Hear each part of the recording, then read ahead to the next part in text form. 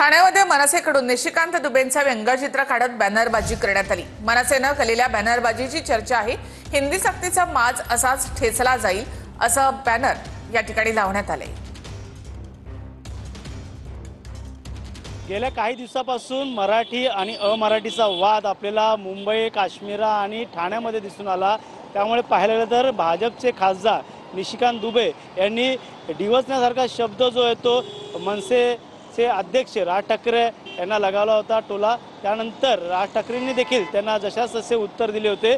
दुबेंना दुबे के मारेंगे असं देखील त्यांनी वक्तव्य केल्यानंतर पुन्हा दुबे यांनी त्यांच्याबाबत वक्तव्य केलं। मात्र या संदर्भात आता पाहायला गेलं तर या ठिकाणी मनसेचे पदाधिकारी स्वप्नील महेंदरकर असतील, दिनकर फुलसुंदर असतील, यांच्या वतीने हा भला मोठा बॅनर जो आहे तो दुबेंचं व्यंगचित्र काढून या ठिकाणी पाण्यामध्ये या ठिकाणी डुबवताना हा व्यंगचित्र काढण्यात आलेला आहे। एक प्रकारचं दुबेंना डिवचण्याचा बॅनर या ठिकाणी लावण्यात आला आहे। काय एकंदरीत बॅनरच्या माध्यमातून तुम्हाला सांगायचं आहे, त्यांना काय उत्तर द्यायचं? तर या व्यंगचित्राच्या माध्यमातून हे कुठल्याही मराठी माणसाची भावना आहे, मराठी माणूसच्या डोक्यात काय चाललंय त्याची भावना इथे दाखवलेली आहे। कारण आपण बघत असाल तर अर्थव्यवस्थेला सगळ्यात जास्त योगदान देतं महाराष्ट्र आणि बोलणार कुठले लोक तर झारखंडची, ज्यांच्या अर्थव्यवस्थेला काही योगदान नाहीये।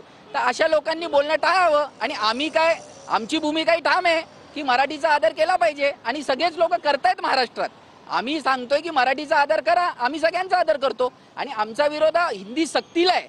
हिंदी सक्ती 1ली ते 5वी मुलांना नका करू, एवढंच सांगतो आम्ही, बाकी काही नाहीये। कॅमेरा अथर्व सह गणेश सोराट, TV9 मराठी।